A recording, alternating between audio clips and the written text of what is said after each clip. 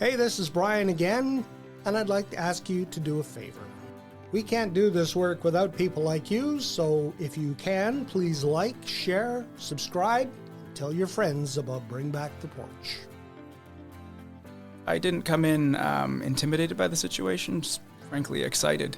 First few days were great. I feel like my relationship with council is quite strong, which obviously is essential for success. And frankly, I should say that the relationship between council and administration in general is quite strong. So I was very excited for the opportunity. This episode of Bring Back the Porch brought to you by Bernie Leahy, River Street Realty. Let's get you home. And I'm pleased to welcome to the porch Joe Hutter, who's the interim city manager for the city of Medicine Hat. Welcome. Thank you for having me. Let's get a little bit of a background on how you came to be working here in Medicine Hat. Sure. Yeah, thank you. So in October of 2024, my wife and I moved to Medicine Hat for me to start a position with the city as the managing director of public services. And in January of this year, I was named as the interim city manager. What's your background? Where are you from? So originally I'm from Brooks. I was born in Calgary and spent a few years in Airdrie, but for the better part of my life, spent a lot of time in Brooks and went to university in Calgary, and was very, very happy to be back home in Medicine Hat and Brooks area. What made you decide on a career in public service? Yeah, so I did my master's degree in public policy at the University of Calgary, and there was a very heavy focus on public service in that program. Not so much municipal, but more on the federal and provincial public service. But I just happened to luck out and get a job in municipal public service in Cardston County about a decade ago now, and the rest is history. I think you were in Nobleford as well, too. Yes, I was the CAO of the town of Nobleford as well, more recently. Little different size and scale, though, from what you're doing now. Yeah, for sure, different size, but the functions are all the same. But the scale certainly is different, but a municipality is a municipality. So when people ask you, what do you do? What do you do? Well, we certainly do a lot. As a city manager, I'm the primary advisor to council, but at the same time, I lead the administrative portion of the municipality. So that's an interesting balance between working with council and working with staff and taking direction from council and ensuring that staff is delivering on that direction. You are the only employee of city council? That is correct. So you've got 9 bosses? Yeah. How'd I get into this? Yeah, that's like, wait a minute here, but that can be good and it can be bad.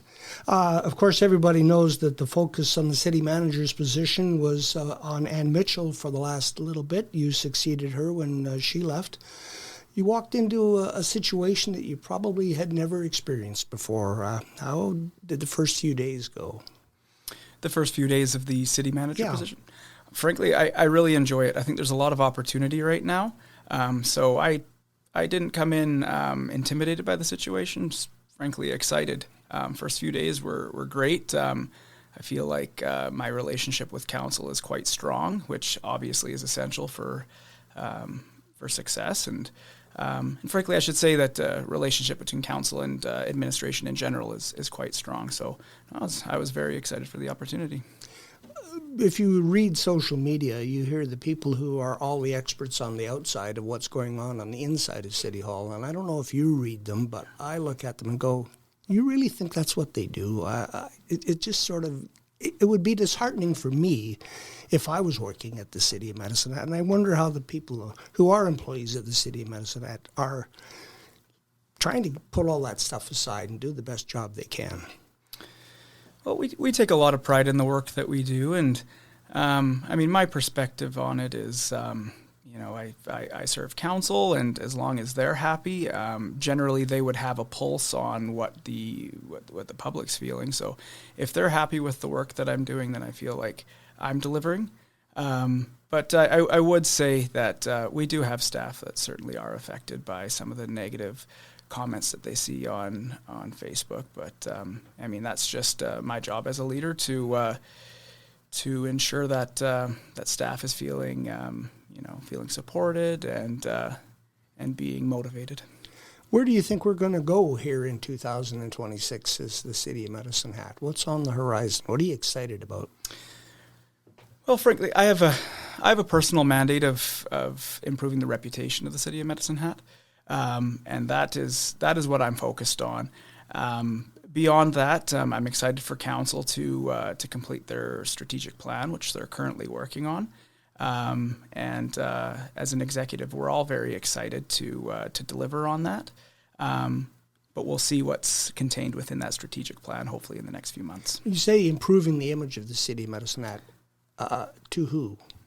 Well, frankly, to everybody. That could be business people, developers. That could be prospective employees, residents of Medicine Hat. Everybody. Mm-hmm. What would you like the image to look like? Calm, stable, boring, frankly, in terms of what's going on at City Hall. I would like it to be viewed as a place where people could have confidence in investing and confidence in moving here to work for the city or just simply to work in the city. Yeah. So attracting good people to come and work in the administration is key, I guess, with what has been going on in the last couple of years. Correct, and retaining as well. That's true. Now, did you have any second thoughts when you saw there was an opening in the City of Medicine Hat about coming here based on what you may or may not have heard? No, not really. I mean, I moved here by choice.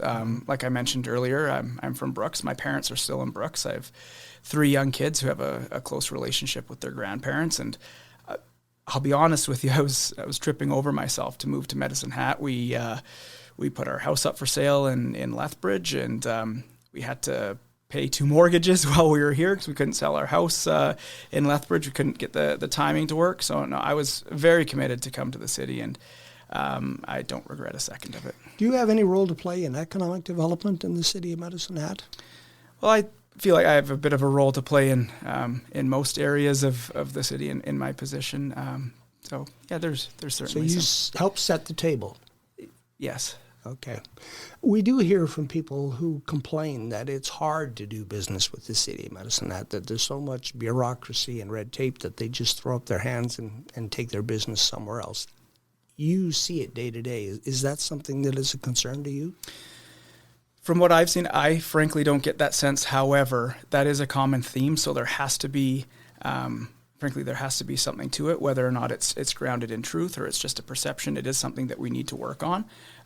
So I'm having conversations with the right people to ensure that either we make changes to what we're doing or we do what we can to make changes to the perception. Yeah. During the last election campaign, there was a lot of talk about having a sort of a concierge, if you will, someone who would take a would-be developer or business person under their wing and lead them through all the different things in City Hall. I don't know if that idea is still alive in City Hall or if it's been filed away. So there hasn't been talk since that time on hiring a dedicated position for that. Frankly, I feel like some of that work is already done in-house, but if that's a conversation that council would like to have, I'm very much open to it. And the Economic Development Department recently won an award. Yes, they did, and coincidentally, there were several councillors and Mayor Clark as well at the convention, and were able to accept that award on the behalf of City of Medicine Hat. So we were all very proud to see that. I don't know if you can tip your hand here, but I recall Councillor Clugston at the last council meeting was talking about the potential business that is on file waiting for, I guess, applications or approvals in City Hall. And he was saying it was in the, I think he said the number was the billions. I don't know if it was that high, but. I think he was more talking about a number of opportunities that would equate to a large number as opposed to a single business. But that's very hopeful. Yes, it is. Yeah, there's good things going on, and I hope we can release some more information shortly. And where are we going with the solar project? I know that we have taken the first step towards, I guess, trying to find somebody to partner with the city. Yep. Is that still ongoing? Yes, work is still being done on a PPA. Okay, but we can't. Unfortunately not.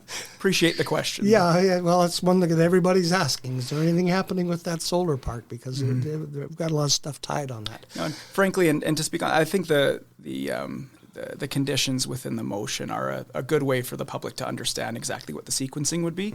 I think that there was some misunderstanding in terms of where we are at with being construction ready. So I would advise anybody who's curious about the project to take a look at the conditions, and that will give you a pretty good idea. I think you were also involved in your previous position in the search for a permanent location for the mustard seed. Correct, and I still am, actually. I've retained that file. Okay, and is anything happening with that? We're still working with the mustard seed. There are a number of properties that we have discussed. And right now, simply, we need to have conversations with council to see what level of comfort they have with various properties.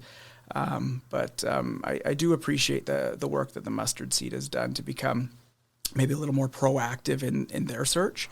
I think the role that the city plays in that is more of a shepherd as opposed to somebody that's knocking on doors, engaging with real estate agents. So I think we've somewhat figured out and to have mutual understanding of what the relationships are. And I'm not sure we were there in the beginning. What big projects do we see coming in 2026? We're actually, we'll start to see some work being done, either being the public works or other things. I'd keep an eye out for the next capital budget, but we'll have typical road projects that you'll see, and but nothing enormous comes to mind for 2026, but keep an eye out for 27, 28. Infrastructure-wise, are we in good shape? Well, I think we are. We're turning more of a focus on asset management. That's a conversation that we've been having with council more and more in recent months, and I think that we'll turn more of a focus to that to mature our program a little bit more. Asset management, maybe a little more detail there? I'm just having a better understanding of current state of infrastructure and required investment in the future. And that isn't to say that we don't do a good job of that now, but I just think that's crucial for every municipality, and we're just going to improve on the systems we have. How's the city prepared for residential land and commercial land? I think we're reasonably well prepared. We haven't seen a lot of growth there necessarily, but I do think that we are prepared. Yeah, because we hear sometimes people, well, we would have liked to have come to Medicine Hat, but they didn't have exactly what I needed, so they had to go somewhere else.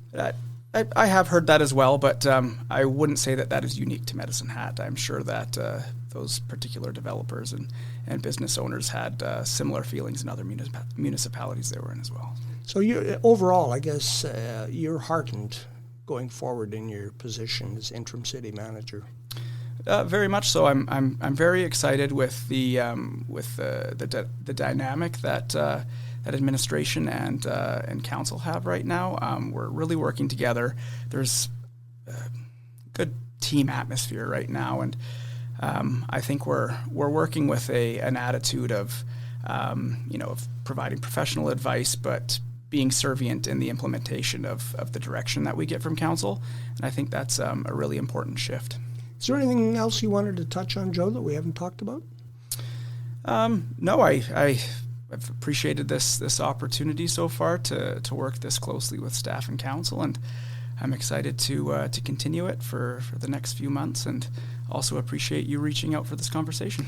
Well, it's always nice because when I look at people and their comments, I wonder how many of them actually are informed comments, and hopefully this conversation will help to put a human face on what's happening at City Hall. For sure, and I'm a bit of a municipal public service nerd, so I'm very happy to have respectful conversations with people. So perhaps if anyone's interested, they're happy to reach out to me through email, and if there's any questions, I'm happy to answer them and happy to have a conversation. Joe Hutter, thank you for the visit. Thank you.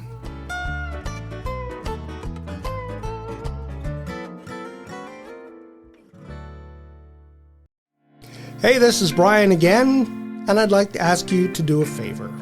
We can't do this work without people like you, so if you can, please like, share, subscribe, and tell your friends about Bring Back the Porch.